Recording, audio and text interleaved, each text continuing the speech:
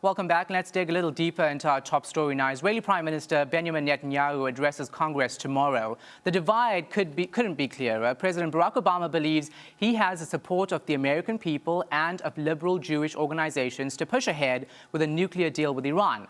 But Netanyahu thinks he has the support of Congress, mainly the Republicans who invited him, and, of course, the Israeli lobbyists here in the U.S. Now, to tell us more about Iran's talks in this and why it sparked so much interest and why there's been so much opposition is Dr. Abm, Senior Fellow at New York's University Center for Global Affairs. Thank you so much for joining us and taking the time out.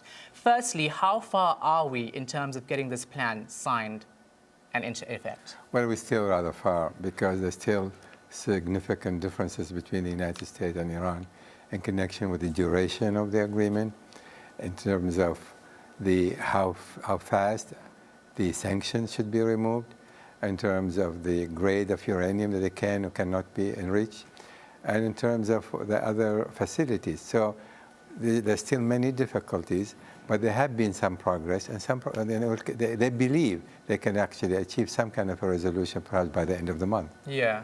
Now, why is Benjamin Netanyahu so rushed to try and counter this plan from actually happening? Because one of the principles of the agreement is the enrichment. Iran insisted on enriching uranium on its own soil. The United States has agreed to that requirement, that demand. And this is exactly what Netanyahu feels, that as long as Iran enriches uranium, Iran will be able to develop the kind of enriched uranium enough to have a nuclear weapon. And that is the principal objection of Prime Minister Netanyahu. Yeah. So why are Western powers trying to make this deal? Why is it so important to them? Because the alternative, if you don't have a deal, then what?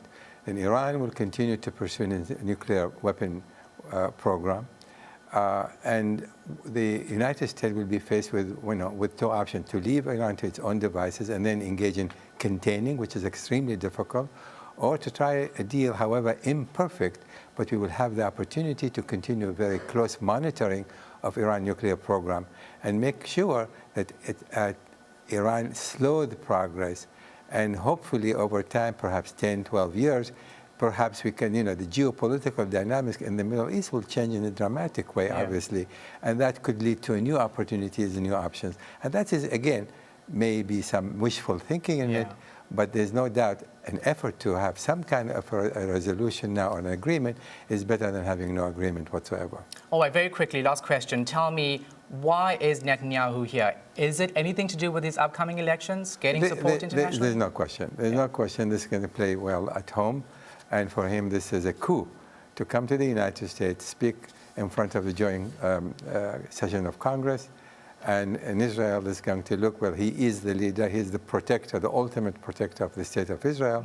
And that, without any question, will impress many voters in Israel. Yeah. All right. Thank you very much for your time. My pleasure. We appreciate it. Thank you. And that was Dr. Abm joining us from the New York University Global Affairs Department. You're watching Arise News now.